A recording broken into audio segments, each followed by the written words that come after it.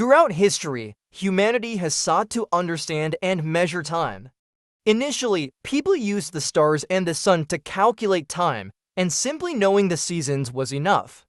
Seasons dictated the rhythm of life, determining when to harvest, migrate, and find shelter. However, over time, the need for smaller time divisions arose. The Sumerians were the first to divide the year into months and weeks and also split the day into time segments.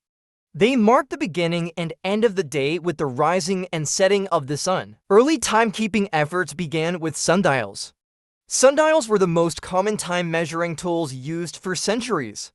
These devices determined the time by observing the shadow cast by a gnomon according to the movement of the sun. However, they could only be used during the day and in sunny weather. Around 3500 BC, obelisks were among the first timekeeping devices and were also used for field parceling. By 1500 BC, portable sundials had come into use, dividing the day into 10 parts and to twilight intervals.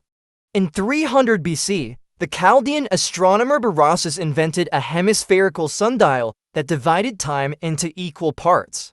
The Romans popularized sundials in the 1st century BC. In the 13th century, the Arab scholar Abul Hassan made a significant advancement by developing an equilar system. Sundials were used in their most advanced form in the mosque commissioned by Ahmed ibn Tulun in Egypt. However, other devices needed to be developed to measure time at night. Water clocks, one of the oldest timekeeping devices, trace their origins to ancient Egypt, offering a revolutionary method for tracking the passage of time by measuring water flow rather than relying on the position of the sun. Archimedes, around 50 BC, added gears to his water clock to also track planetary motion.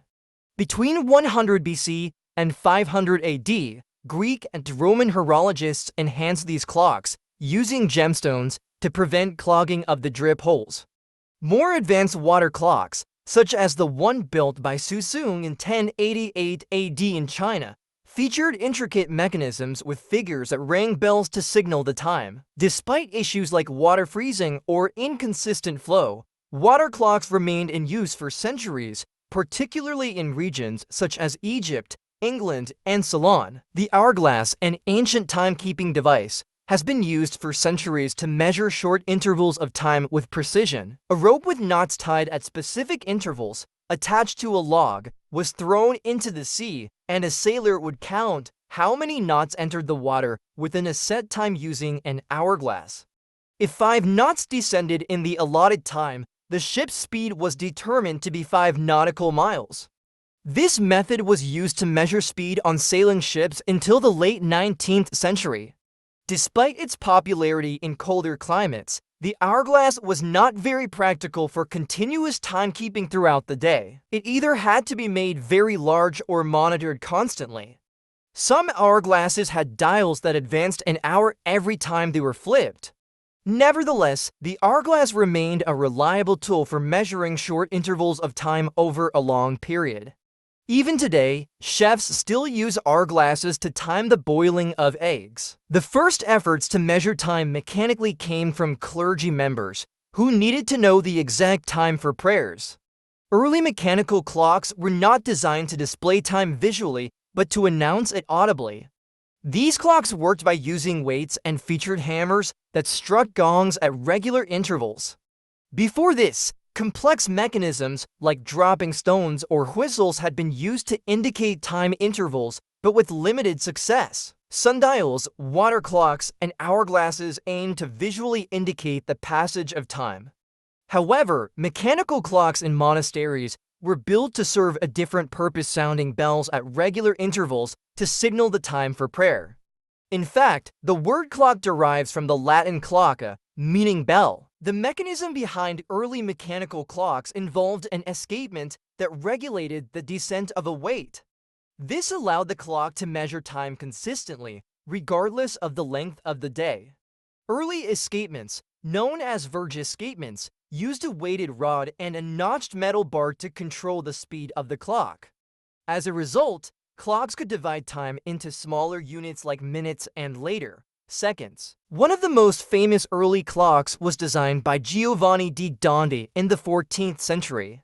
It used a pendulum and a verge escapement, though it had no face or hands.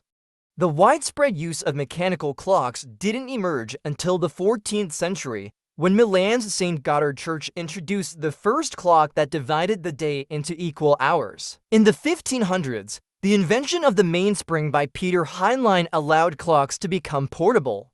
Early portable clocks lacked hands, relying on chimes to signal time.